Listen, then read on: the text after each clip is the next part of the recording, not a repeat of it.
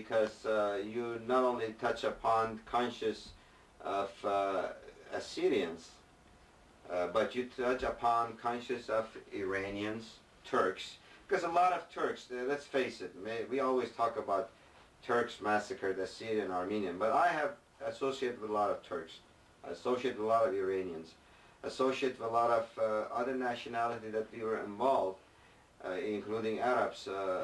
They are not even aware there was such a nation. The new generation, they don't know even Assyrian exists. So therefore, this is something that I would, discuss it with our friends, the Turks, the Armenians, even Armenians, which we live amongst them. When you talk to them, they don't even acknowledge that we exist. I mean, I have a lot of Armenian friends.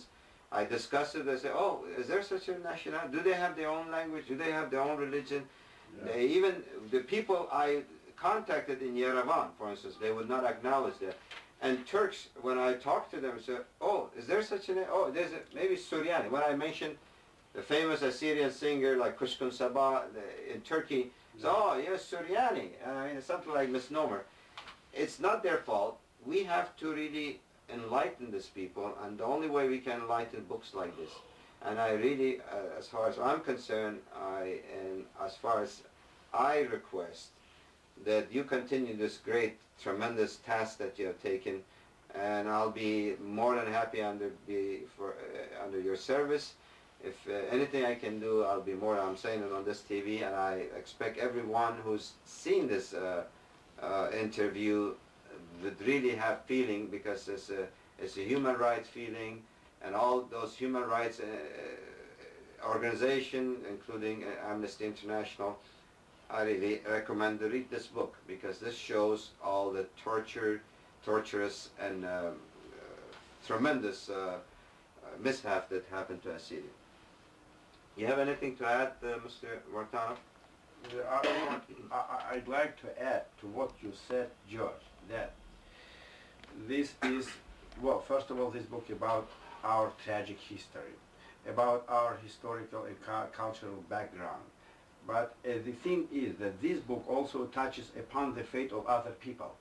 Well, so about other people doomed to this exile at different periods of time. Joseph Kaplan, Jewish, young man, and his sister Lisa Kaplan, they were exiled to Siberia. Which you mentioned in your books. Of course, and I give their own story, how they were exiled, why they were exiled, and what did they do there in order to survive this ordeal. You even showed a German how he was doomed. Yes, and this book is about the Cossacks and of the Kuban region. The Bolshevik Smirnov, who was exiled there. Who was a Bolshevik siding with Soviet government. Yeah, there's a special chapter in this book that is titled "The Bolshevik Smirnov Remembers." A special chapter about Bolshevik Smirnov, the member of the Communist Party, who was exiled to the same region where were you. So, and this is very curious, to read his, narration of his exile. And I gave a lot of quotation from his recollection, And to compare, he was exiled before us, 30 or 40 years ago, before us. And we were exiled to the same region. And he remembers what he did. Which you quoted from documents and archives. Oh yeah, I involved the documents from his book.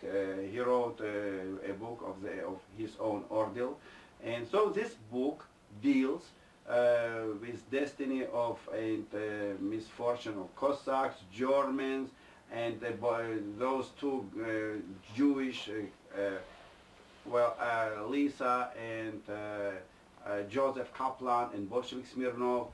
So this is not only about Assyrians. This book doesn't know the color, but yet it shows the history of Assyrian people, the suffering, and that applies to many nationalities. Yeah.